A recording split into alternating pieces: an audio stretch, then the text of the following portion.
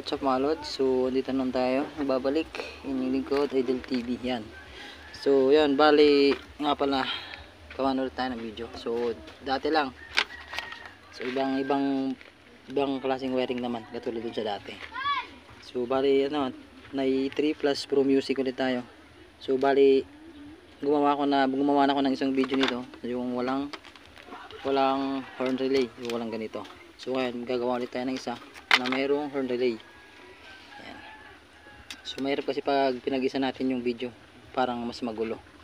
So kaya binukod ko na lang. So balik ulit, simula tayo ulit sa sa simula. So halimbawa ito, stock ulit, susian, susi, tapos yung busina, tapos yung switch ng yung motor sa harness, ganon. Yan o, nakasusi.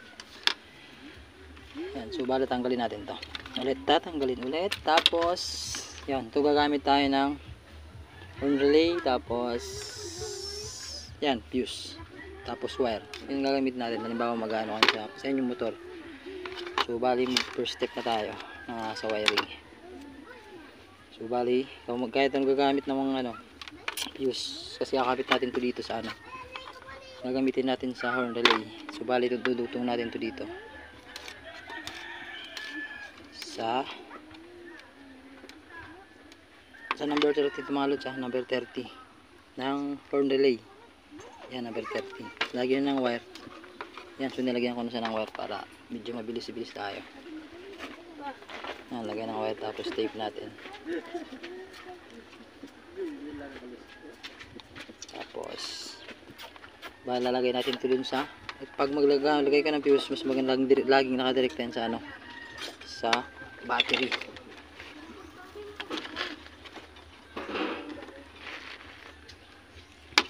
So kakabit lang natin ito dito.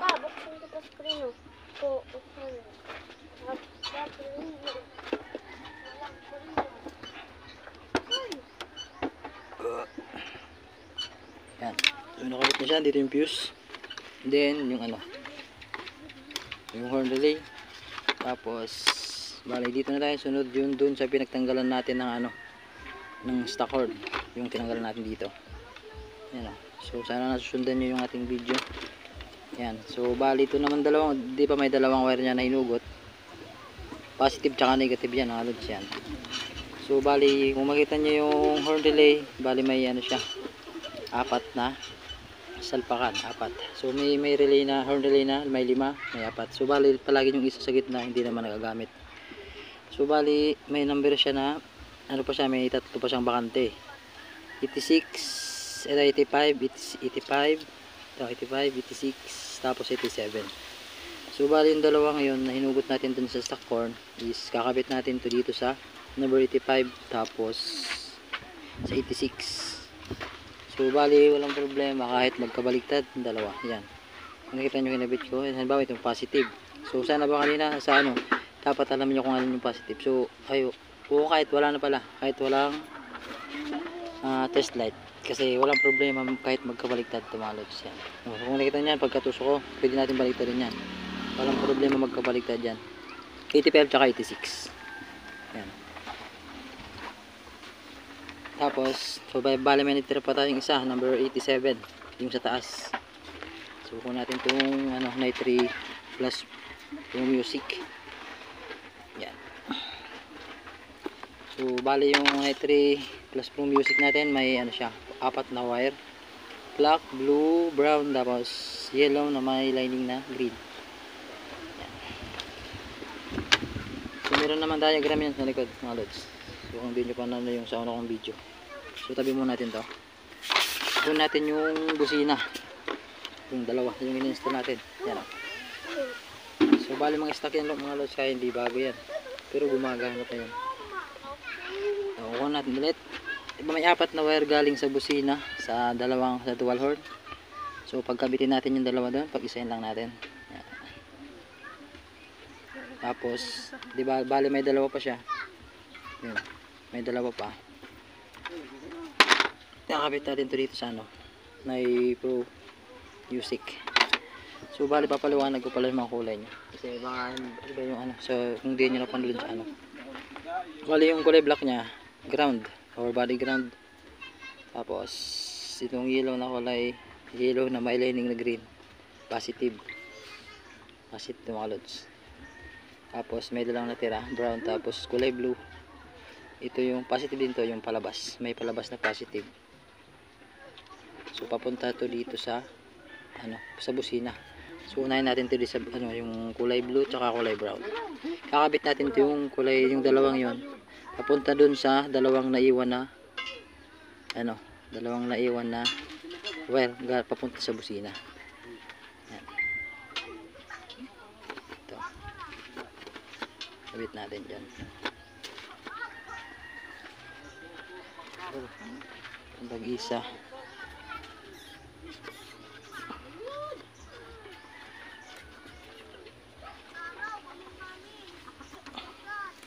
Ay, bido.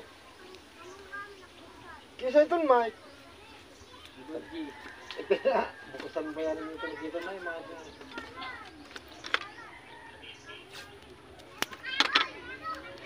Ay, silikaring birubit. Ay.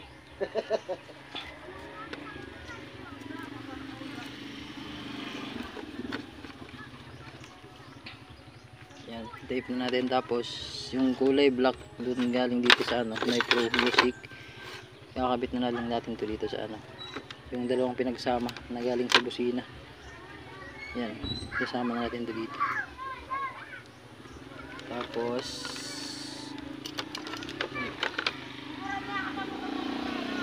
yan, kuha tayo ng wire, dudugtungan natin ng wire, lalagay natin sa kung ano gusto nyo, body ground or papunta sa battery. Yan, lagyan natin ng wire.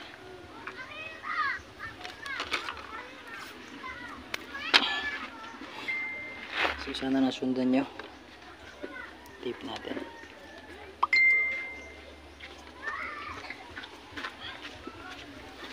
Yan, so bala na tape na natin yung wire dun sa pinagsama natin. So ito, nakabit natin siya sa papunta sa ground ng battery. Ito natin, kasama natin dito.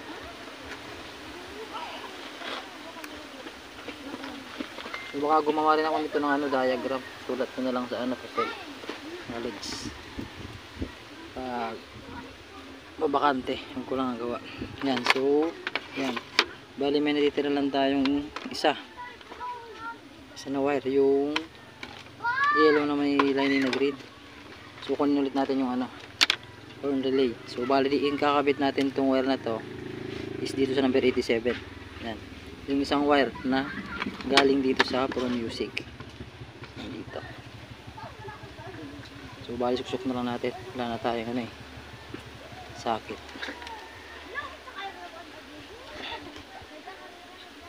So mas maganda mga lods pag naglalagay ka ng relay, horn relay, nakahinang, kasi iwas loss connection. Kasi parati sa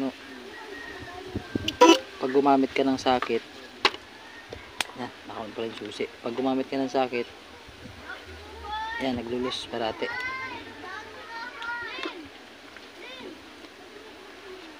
So sa pag-install ko sa motor ko nito, baka ibukod ko na lang to, panibagong switch, kasi gusto ko pa rin yung merong stock horn, kaya lilinya ko na lang siya ng panibagong pero hindi ako gagamit ng relay, kasi hindi ako may gamit ng relay sa motor ko, kasi ayaw ko naglulus pag pabiyahe. Yan, so balo natin dyan, nilagay sa number 87 yung kulay yellow na may lining na kulay green. Yan, so bali lahat na nakabit. So di natin titape, siguro di naman abot titape pa rin natin, magdikit, hirap na.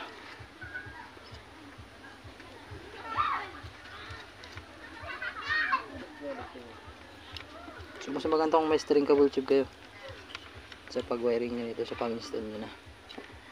Yan. So yan, okay na. So wala nang bakanting wire, so lahat na nakalagay. Yan, ipikita ko lang sa inyo. Yan, itong horn relay, tapos Nitro Music, tapos busina, battery, ignition. So tetestingin na natin. Gamawa ng top shoot. Yan. So So bali na natin susi. So lagay natin ito dito sa ibabaw. Una natin susi. Yan. So bali na ako ng susi. Tapos nandito yung switch. Bawa yung sa motor nyo. Yung horn switch. Yan. Pipindutin na natin. Ayan o. Pinipindut yan. Yan yung sa unang tunog niya mga lods. Number 1 yan.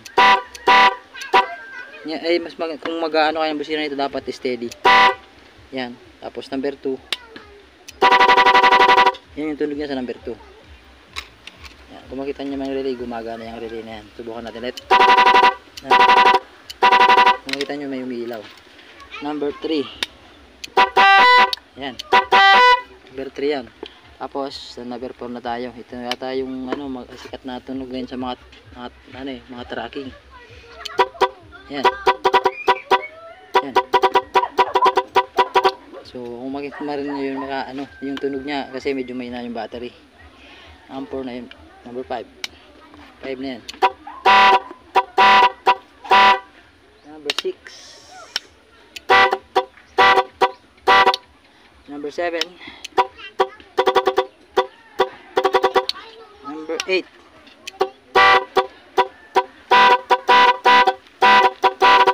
Ayan, so bali yun ang number 8 na lahat. Pinaka-paborito ko dito number 4 eh. Ayan. So mas maganda kung merong ilaw. Yung para bang nabusina ka nabibling din para pugi. So meron akong ilaw kaso problema, yun nga wala akong diode. Meron pala akong diode kaso di ko mahanap kung saan ko nilagay. Ang problema. So bali kung maglalagay kayo ng mga loads, dapat may diode kayo.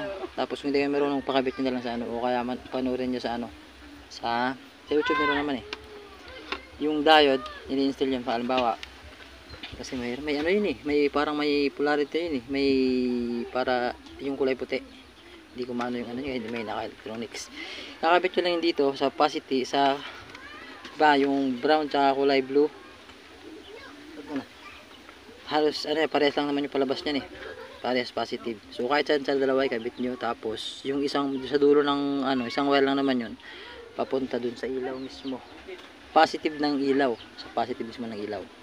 Purpose lang ng diode para pag nag-ilaw ka, hindi tutunog yung busina. Para hindi babalik. Hindi siya tatagos. Yung parang isang lane lang siya. One way.